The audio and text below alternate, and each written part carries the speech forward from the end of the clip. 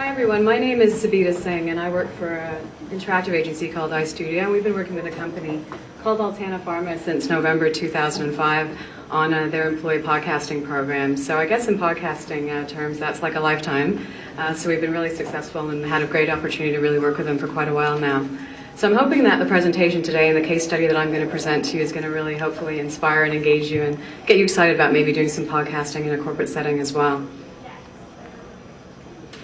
So ALTANA is a pharmaceutical company located in Oakville, Ontario. I have about 200 employees. Half of those employees are actually working in the field, so they don't have a lot of access to their computer. They are on the road all the time. They're pretty busy professionals. And just as a footnote,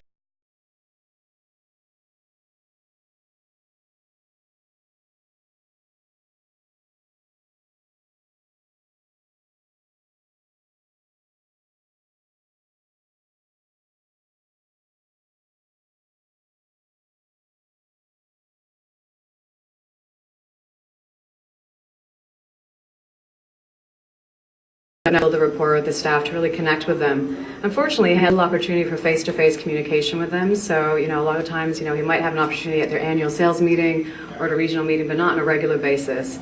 So he wanted to get a tool that was actually going to help him in providing regular business updates to his staff, to connect with other teams like the marketing team, and he needed to make sure there was something that had short messaging that was really easy for staff to get the information that they need really quickly.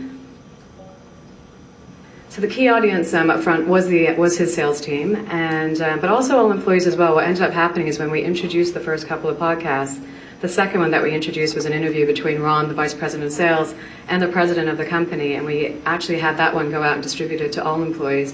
And from that point forward, everybody wanted to hear them all the time, so we're actually now presenting and distributing the podcast to all employees across the company. So the approach that we took was we introduced a monthly podcast series called Ron's Cast. And he interviews special guests, including the president and other members of his leadership team, and also, sales reps out in the field, as well as groups that support the sales team, such as finance and HR and so on. Ron has a really open communication style, so he's really perfect for podcasting. So he shares his insights and his anecdotes with the group as well through the podcast. We try to keep them to about 10 to 15 minutes in length, which sometimes gets tough. We interview sometimes a couple of different people, but I usually just sort of put down the gauntlet and say, let's keep it at 15 minutes max just to make sure that we do capture and keep everybody's attention. When we started out right off the bat, we actually did a little bit of podcast scripting for Ron. So what we'd do is we would do a little bit of a podcast outline. We'd script out his introduction and his conclusion. And the first one was really all about educating employees on what blogs are and what podcasts are. So we scripted that a little bit for him. But after about 2 or 3 episodes, we're now just doing it without any scripting at all. What we tend to do is I'll meet with Ron probably at the beginning of every month. We sort of figure out what topic we want to cover for that month. And actually just come up with 2 or 3 questions that we want to ask of each person. We send that question out to the employee, and that really helps it stay really free-flowing so it doesn't sound like it's scripted and it has a really nice feel to it. The audio is recorded in his office, so a colleague of mine actually goes down with me and we record the session right in Ron's office. We take the file back, do the editing, run it back by him. Once it's all good to go, then we post it on Ron's blog, and I'll talk to you about that in a second as well. I just want to play one of the audio files so you can get a sense of what his podcast sounds like. So we have some theme music that we use regularly for each episode.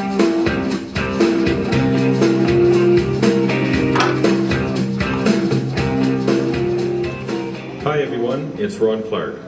Today is Monday, November 7th, 2005, and this is the first episode of what I'm calling Ron's Cast.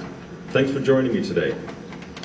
This is one of many podcasts that I'm going to be sending your way as a really cool new communications vehicle that I hope will engage you, inspire you, and motivate you. A while back, I sent out a voice. As you can tell, Ron has the really great personality and great podcasting voice, so he actually, he's had really the key success behind the podcasting. So he loves the medium, and I think if he could, he'd probably produce one every week if he could. So the format that we use is that we actually have the podcast that's housed on Ron's blog. It's a page on the intranet site, and we set it up as short posts. Ron writes his own blog postings. We include photos of the special guests. We have brief show notes so that people can actually, if they want to, they can just skip to a particular segment that makes sense or is relevant for them. We include a flash player, so I mean the key thing with employees when you're looking at introducing something like this is keeping it really simple for them.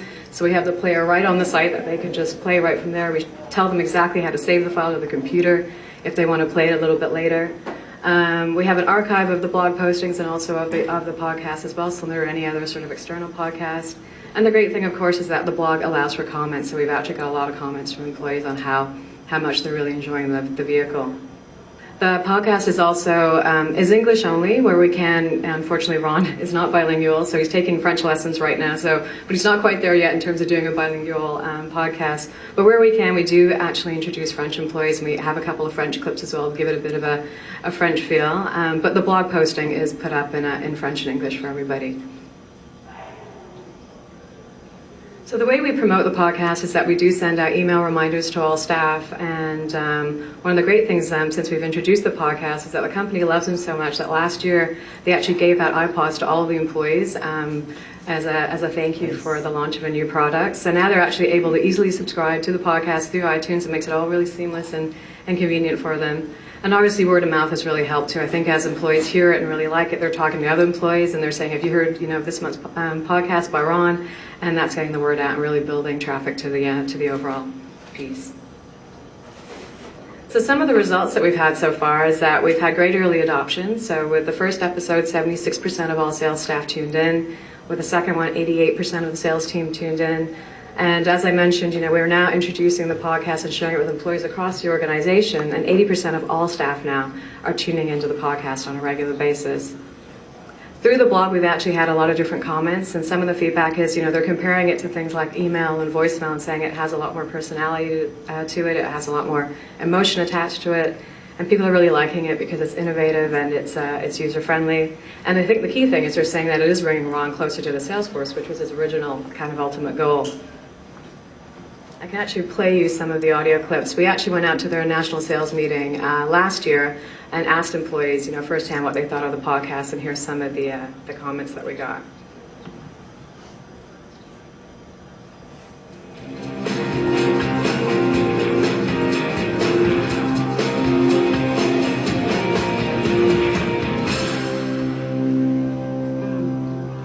I have listened to Ron's podcast. I haven't actually listened to them on my iPod, but I have managed to listen to the both of them, and very interesting, very unique way of getting information back from the company, and some very interesting topics and guest speakers, I might add. Oh, they're great. They're so interactive.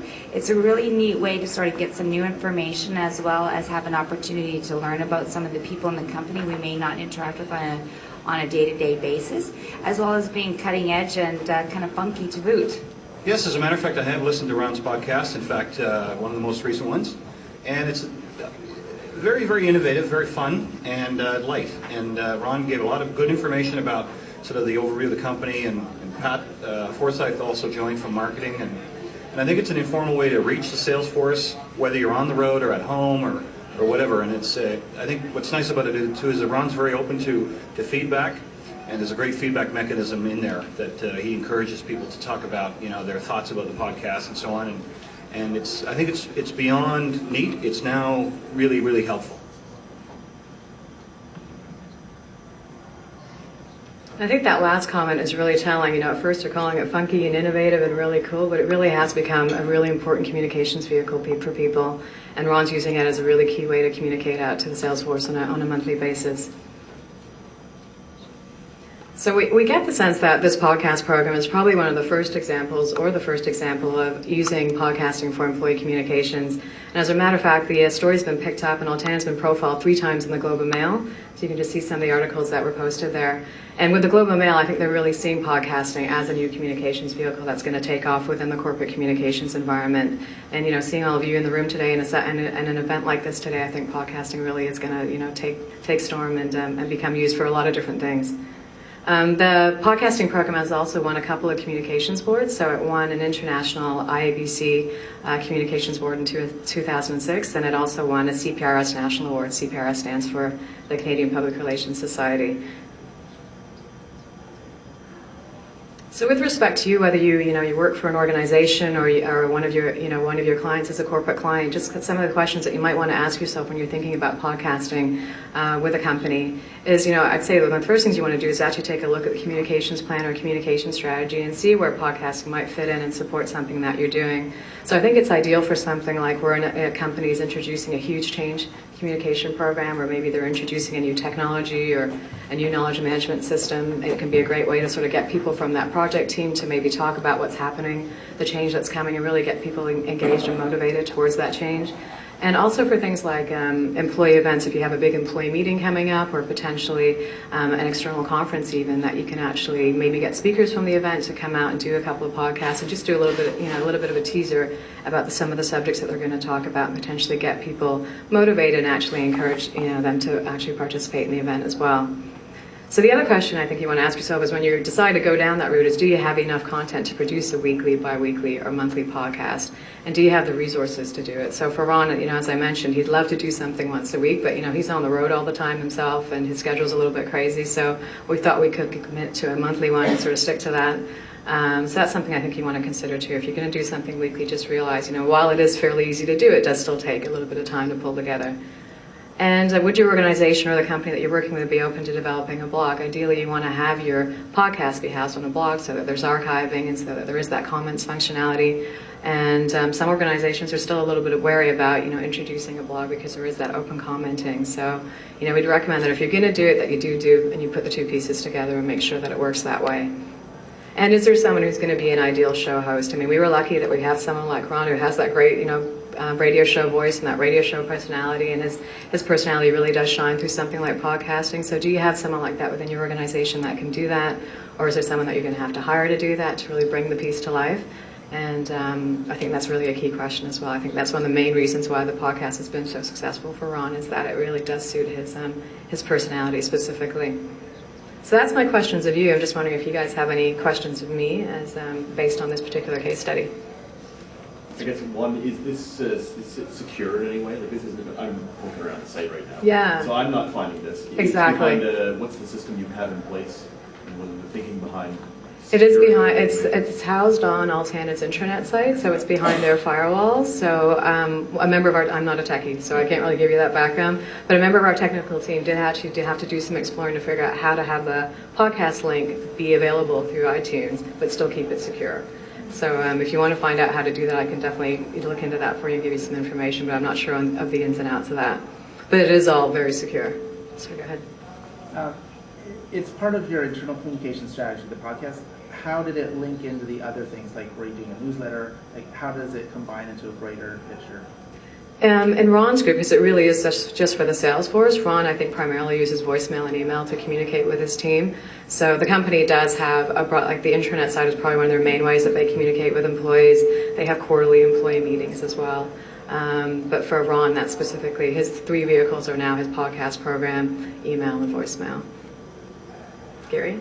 Two questions. The first one is, not having heard a whole show, Ron's engaging. Is it a monologue? Does he interview other people? He interviews different people, yeah, so he has special guests. And every episode he pretty much does that. So there's a really nice two-way dialogue that goes on.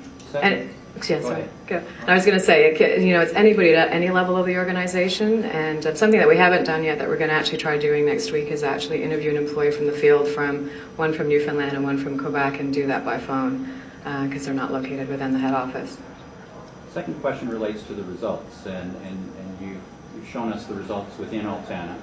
You've also shown us print results, right, mail primarily. I'm just wondering, in terms of in the social media space, in terms of blogs and other podcasts, have you been getting results about this case that way? And in an earlier session today, there was talk about developing case studies in the corporate world using podcasting, and if that's something you might be exploring or sharing some of your experience. Yeah, we've been spreading the word where we can. iStudio actually has its own podcast and blog, so we have showcased the story there, and Natasha Bond was the client that we actually worked with, so we interviewed her for one of our podcasts. And I know Shell Holtz has actually mentioned this program a couple of times for immediate release as well, so the word is getting out there. Sorry. percentage of the employees listen to it or download it versus listen to it from the Flash player? I think now that we're on iTunes, what I'm seeing is probably about 60% of employees are using the iTunes format. One of the limitations there is that employees at head office aren't able to upload iTunes onto their laptop. They're not allowed to do it. It's only allowed for the Salesforce. So I think anybody who's in the Salesforce that has that ability is now listening to it that way, and the rest of the employees are using the Flash player. I have two questions. My first question is, I may have missed it, but is the content related to new products or new enhancements, or relating to the product, or is it just about making the people feel more closely connected to the company? And my second question is, because related, is if it does have to do with product, have you seen results in people in the field knowing more about the product and selling more because of the podcast? Yeah, definitely. Ron's podcast, To the Salesforce, is definitely all about promoting their products, and they actually just launched a new respiratory product last fall, so he used probably 3 or 4 podcasts before that launch to really promote the new product and get people excited and engaged about it. So it primarily is for him to really get his sales reps selling and educating them on how to use the sales tools and getting out there and talking to the physicians about the different products that they have. So that is the key function. Whether or not I can directly relate that to whether they have a better understanding of products, I'm not sure, but because of how many people actually do listen to it every time and the fact that the product focus is a big part of it, I would say that linkage probably is there. But we haven't quantified that yet. Eden? Another two-parter. How often does he post to his blog, and does he respond to employee feedback himself? He posts, basically the blog is really just for the podcast, so he does just post once a month just based on his time. But anytime a comment does come in, he does respond to that directly himself. Yeah, he's very keen on doing it all on his own without having a communications team handle that for him. He's very hands-on that way.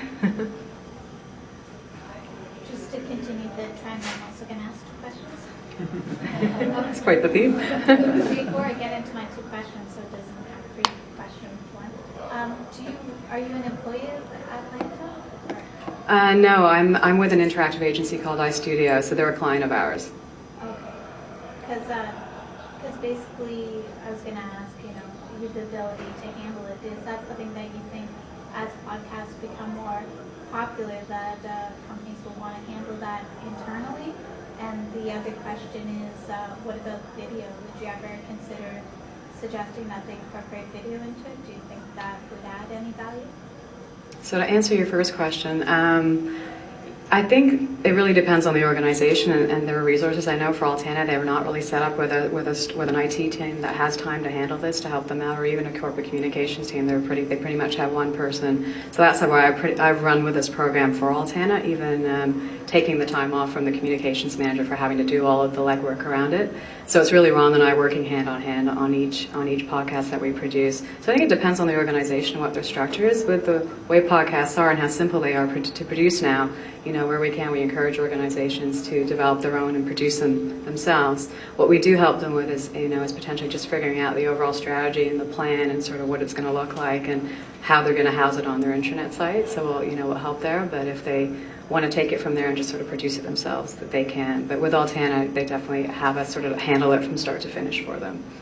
And so your second question again? It was about video. Would you ever suggest using videos? Do you think that would add any value? We've considered it. Video obviously is more expensive and more timely to produce, so I think we will potentially do it down the road. They did give out to employees video iPods, so the potential is there for them to actually check out the podcast that way, or vodcast. So I think down the road we will, but right now we're just keeping it, the whole key for us is keeping it simple with them and making it easy and inexpensive to produce.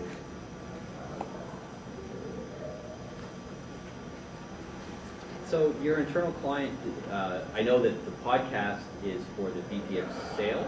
Yeah, right? Podcast for the VP of Sales.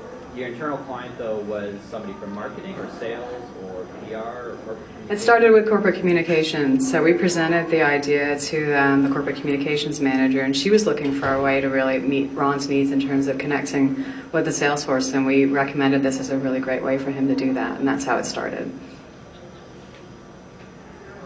What was your biggest challenge in getting them to buy into the project? It was really surprising, but there was no challenge at all. Ron was totally thrilled with the idea, and we've really done well with it. So, and as soon as he saw the results from the first and second episode, he's just sort of gone with it from there, and he's very engaged and very supportive of doing it on a regular basis. So we didn't run into any trouble at all.